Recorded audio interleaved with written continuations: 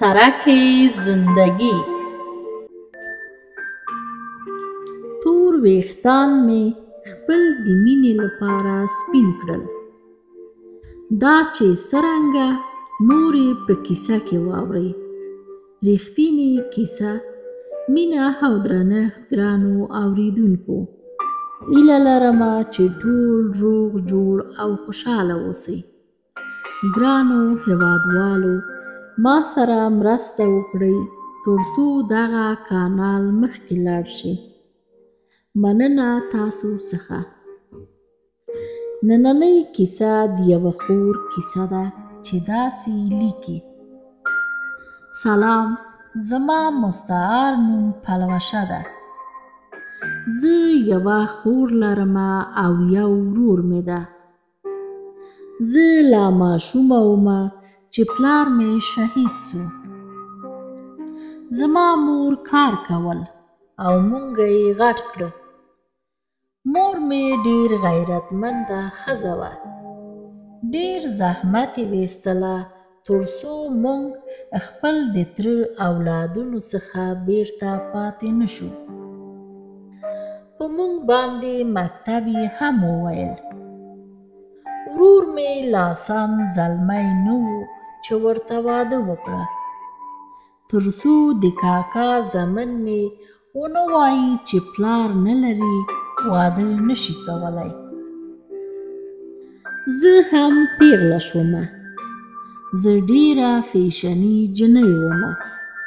ډیر سینګارونه مې کوله. ویښتان به مې تل زیړ رنګول.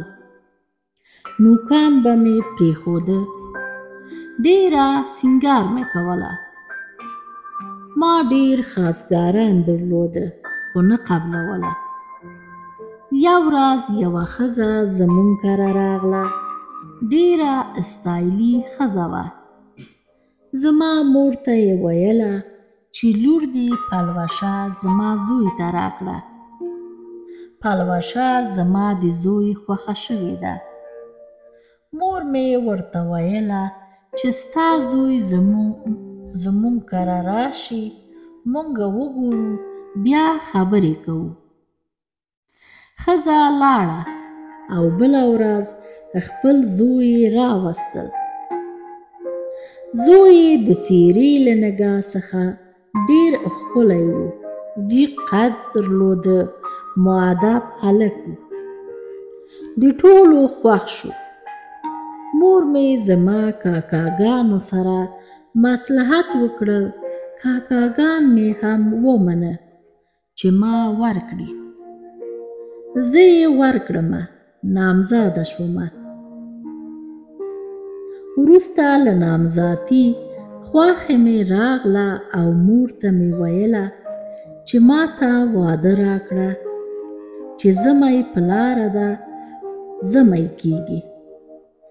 مور مې ومنله، ویل سمه ده. یو ورځ خوښه مې زه یې بازار ته بوتلمه ترڅو د واده خرید وکړي. ټول شیان یې زما په خوښه واخیستله. خوښه مې راته ویله: پلوشه جانې، د شین کمیس لپاره درته ټوټه اخلم او خیاط باندې درته ګنډم. ما ویل سمه ده. ټوټه مو واخیسته او خیاط ته لاړو. ما خپل کمیس لنډ فرمایش ورکړه. نامزاد مې په غوسه شو او راته ویل کمیس دې اوږد ونیسه، خو ما ونه منل. او بل دا چې لعنتي خیاط کمیس یې ډیر لنډ راته ګنډلی و. د واده ورځ ورسېده. زما واده شپې له طرفه و. کله چې په هوټل کې ما خپل شین کمیس واغوستله، ډیره لنډه وه. چې ما شور خوړل، نیکر مې ښکاره کېده. خاوند مې ډیر په غوسه و راته. خو واده خلاصه شوه. 2 بجې شپې واده خلاص شو او مونږ کور ته راغلو. کله چې کور ته ورسېدلو برق نه و، جنراتور تیل نه درلوده، ګاز ډبه هم جالۍ نه درلوده. د همسایه ګاز ډبه یې راوړه، هغه هم په بیروبار کې وټکېده. خلاصه زما په ژوند کې تیاره خپره شوه. سهار شو، خاوند مې زما شین کمیسې زما مخې ته پښو لاندې ټوټې ټوټې کړه. بدبختي مې د همغه اول سهار څخه شروع سو. هره ورځ به په تش خبره ما سره جنګ کوه او زه یې وهلمه. او بل دا چې زما هندرور او خواښې غیر اخلاقي کارونه یې کول. پردي نارینه یې کور ته راوسته او هغوی سره زنا کول د پیسو په مقابل کې.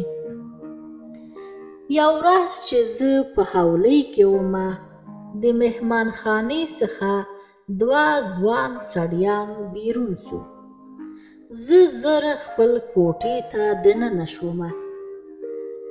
لږ وروسته اندرور مې راغله او راته یې ویله: پلوشه جانې، دغه سړیان دې ولید، هغوی ډېر پیسه دار دي، ته د هغوی خوښه شوې یې. زما هندرور داسې فکر کوله چې پلوشه ډېر آزاده جنۍ ده، شاید غیر اخلاقي کارونه هم وکړي. خو مګر زه ډېره آزاده ومه، خو زنا مې نه کوه. غلط کارو څخه مې ډېر بده راتله. ما خپل اندرور ته ویله: که بیا دغه خبرې راته وکړي، خوله دې درته ماتومه. وروسته له هغه اندرور او خواښې مې ما سره په بده شو. کوشش یې کول چې ما په خپل زوی باندې طلاق کړي. زه امیدواره شومه. ماشوم مې د 8 میاشتو په خېټه کې وه چې خاوند مې یو ورځ بازار ته د سودا لپاره تللی و. زما د خاوند خوا کې راکټ لګېدلی و او زما خاوند ډېر زخمی شوی و.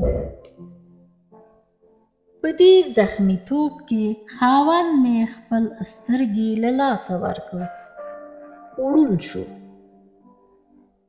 وروسته له دې چې خاوند مې وړون شو، زما ورځه ډېره بده شوه.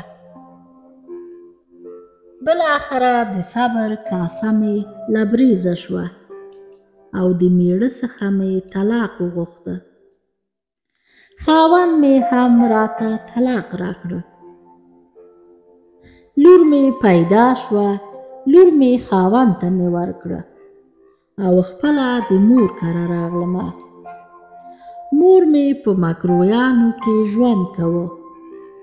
زمونږ بلاک مخې ته یو پارک و چې مازدیګري زلمي هلکان هلته والیبال کول او ما به د بالکن څخه هره ورځ هغه والیبال ته کتل، ځکه چې والیبال مې ډېر خوښېدل. زلمیانو منځ کې یو زلمی و چې ډېر ښکلی و. شنې سترګې درلوده. شنې سترګې زما ډېر خوښېدل. هغه شنې سترګې هلک یو ورځ ما ته اشاره وکړه. ما فکر وکړه چې شاید اشتباه راته ښکاري، خو بیا یې راته سر وخوځول. زه له کور څخه کته شومه. بلاک مخې ته راپسې راغی او راته یې ویل: ولې ما ته ګورې؟ ما ورته ویل: زه تا ته نه ګورم، زه والیبال ته ګورم. هغه ویل: ته دروغ وایې. ما ویل: زه رښتیا وایم. خو هغه راته ویل: زه تا سره مینه لرم. ما ورته ویل زه پیغله نه یمه، زه طلاقي ښځه یمه. هغه راته وکړه پروا نه لري. نوم یې راته ویل نوم مې بهلول ده. زه او بهلول لاړو مکرویانو مارکېټ ته. په لاره کې ما خپل د ژوند ټوله کیسه ورته وکړه. هغه هم خپل د تیر شوي ژوند په هکله ما ته معلومات راکړه. وروسته له هغه زما او د بهلول د مینې رشته جوړه شوه. بهلول دومره راته ګران و چې لکه اکسیجن غوندې، پرته له هغه نفس مې نشو ایستلی. بهلول هم ما سره ډېره مینه درلودل.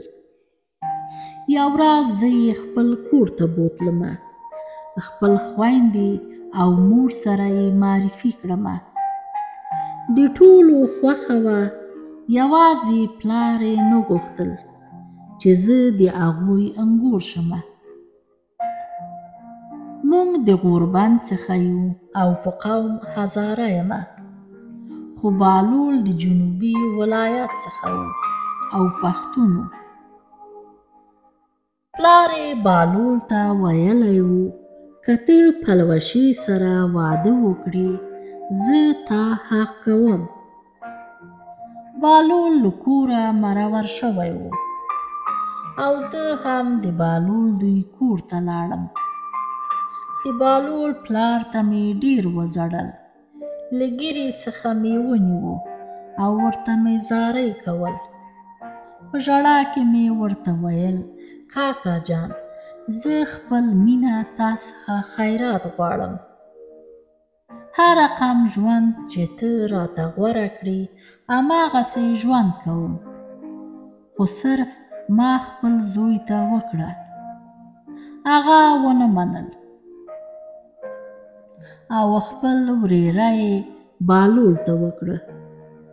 بهلول خپل د تره لور سره واده وکړه، خو د واده څخه خوشحاله نه و.